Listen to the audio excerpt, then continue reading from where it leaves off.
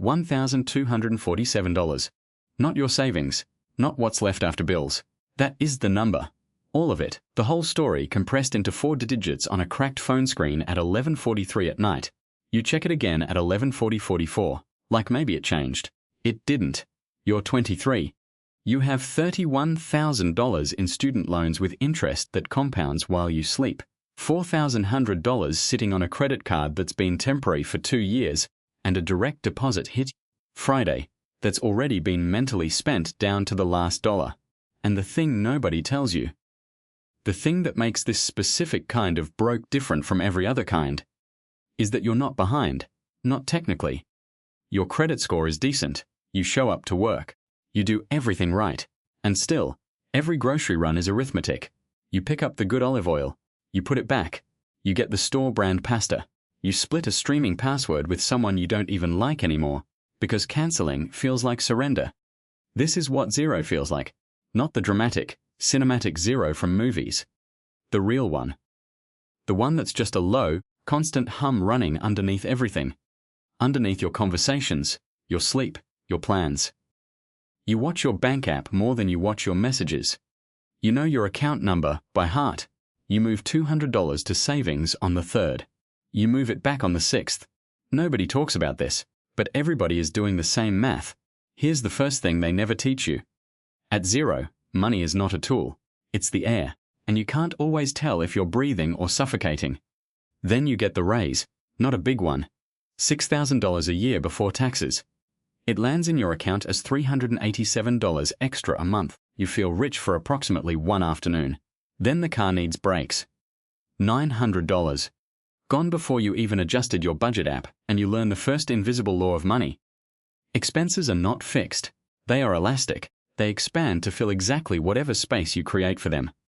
Always, but something else happens. You pay off the smallest card. $2,200 gone.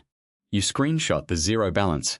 You send it to nobody, because nobody in your life would understand why this screenshot means what it means to you. But it means everything. Because for the first time, a number moved in the right direction. And you made it move. That's not small. That's the beginning. You're 26 when you cross $10,000 in savings for the first time. You've never had 5 figures before. Not once in your life. You check the balance obsessively the first week. Not out of anxiety this time, but out of disbelief. You don't do anything with it. You just let it sit there. The psychological weight of $10,000, when you've never had it, is completely disproportionate to the actual number. You feel like you've crossed into a different category of person. You haven't, but you feel it. And the feeling matters because it makes you curious. You start reading, not motivation content, not hustle videos, actual books about how money moves. You learn what an index fund is. You open a brokerage account and stare at it for 3 weeks before you put anything in. You invest $1,500. The market dips the next day. Your stomach drops. You almost pull it out. You don't. And that moment, that single, unglamorous moment of doing nothing, is one of the most important financial decisions you will ever make, because you just decided that fear doesn't run your money anymore. You do. You're 29, $68,000 a year, $40,000 saved, Roth IRA, 401k maxed, emergency fund sitting clean.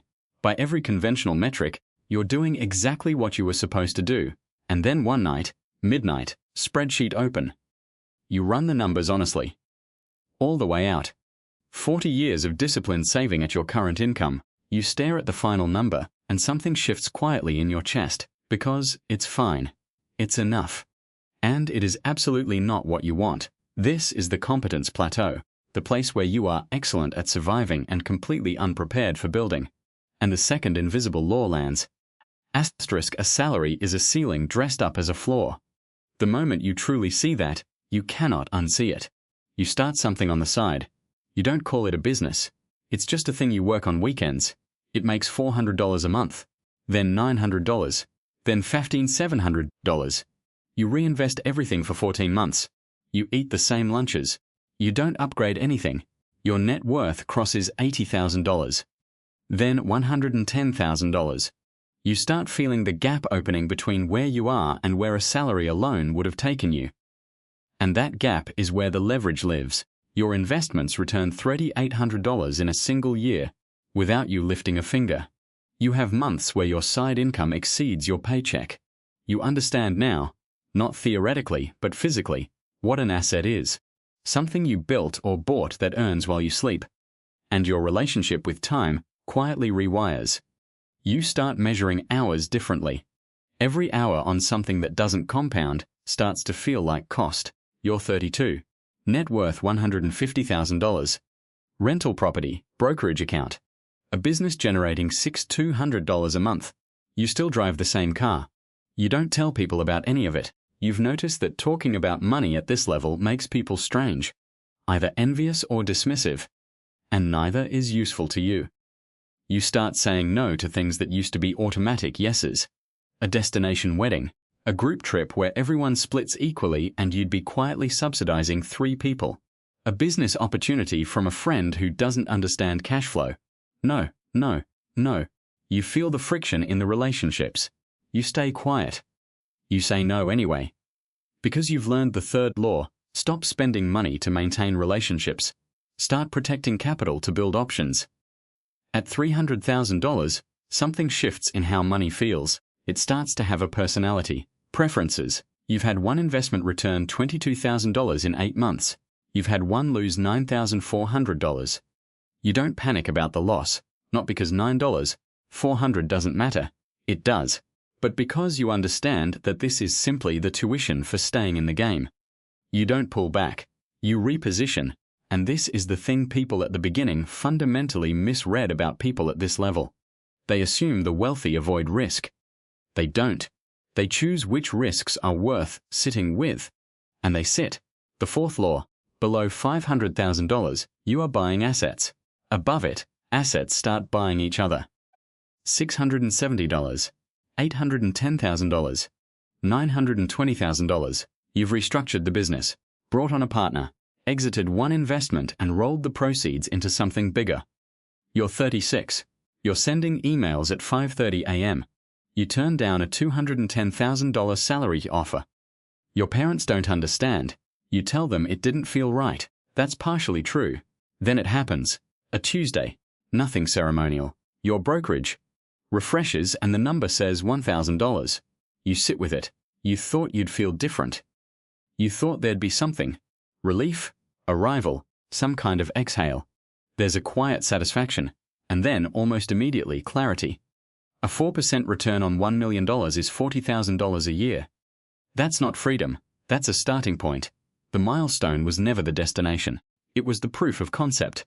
At $2.3 million, money stops being a source of anxiety entirely.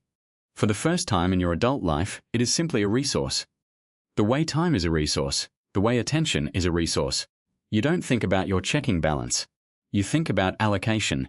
You hire a wealth manager, then fire him when you realize you understand your situation better than he does. You find someone better, charges more, talks less, has clients you've heard of, the fifth law.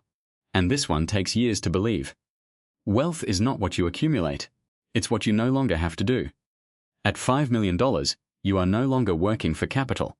You are moving it. The distinction sounds minor. It is enormous. You start meeting people at $20 million, $50 million. You study them the way you once studied the $10,000 mark from zero. You watch how they think, not what they own. The pace is different. The patience is longer. They are not trying to win each hand. They are trying to stay in the game longer than everyone else at the table. At $14 million, you walk into rooms you used to only read about. Not celebrity rooms, rooms where decisions are made. A family office managing $600 million wants to co-invest alongside you. A private equity firm wants you as an operating partner. You are at the table not as a courtesy, but because your capital and your pattern recognition are genuinely useful to the people around you. That is a different experience of power. And the sixth law, above $10 million, your reputation becomes a financial instrument. It earns returns independent of your decisions. You are 54, net worth $30 million. You have structures that will outlive you. A trust, a foundation. You are invited places because of what you represent and what you can write a check for. You understand this. You don't pretend otherwise. You've stopped pretending about most things. Pretending costs energy, and energy is the only currency that doesn't compound. The machine no longer requires your presence. It requires your positioning. Capital moves because you breathe. At $80 million, the isolation is not loneliness. It's a different problem entirely.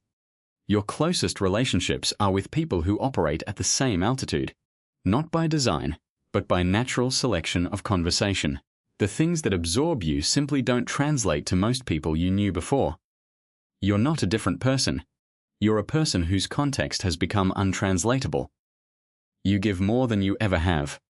Not for reputation, because at this level, money has stopped measuring anything meaningful about you, and giving is one of the remaining things that still feels like a decision. Like it actually means something. You are 61, net worth $94 million. The exact figure is known to 3 people. You haven't worked a conventional day in 9 years. You haven't stopped working. You think in cycles now. Demographic cycles, infrastructure cycles, credit cycles. You position ahead of them the way a sailor reads weather, 3 days out. There is a board meeting. 5 people in a room with enough combined capital to reshape a mid-sized economy. You speak for 4 minutes. You ask 2 questions. The room organizes itself around those questions. You leave before lunch. This is what power looks like when it's fully compressed. No volume, no spectacle. Just a room that calibrates to your position. And somewhere in this city right now, there is a 24-year-old standing in a grocery line, phone in hand, doing the math. He puts the good coffee back. He gets the store brand. He thinks this is a story about money. He thinks if he just makes enough of it, something will finally resolve. He doesn't know yet what has to resolve. He doesn't know what it will cost. Not in dollars. In distance. In the slow, silent gap that opens between who you are when you start and who you have to become to reach the end. The machine doesn't ask if you're ready. It doesn't ask if the trade is worth it. It opens every morning. It takes whoever shows up, and whoever shows up consistently, patiently, without flinching, without stopping to ask the question everyone else is asking. They compound. The money compounds. And so does everything else. The balance is $1,247. It always starts there. It always will.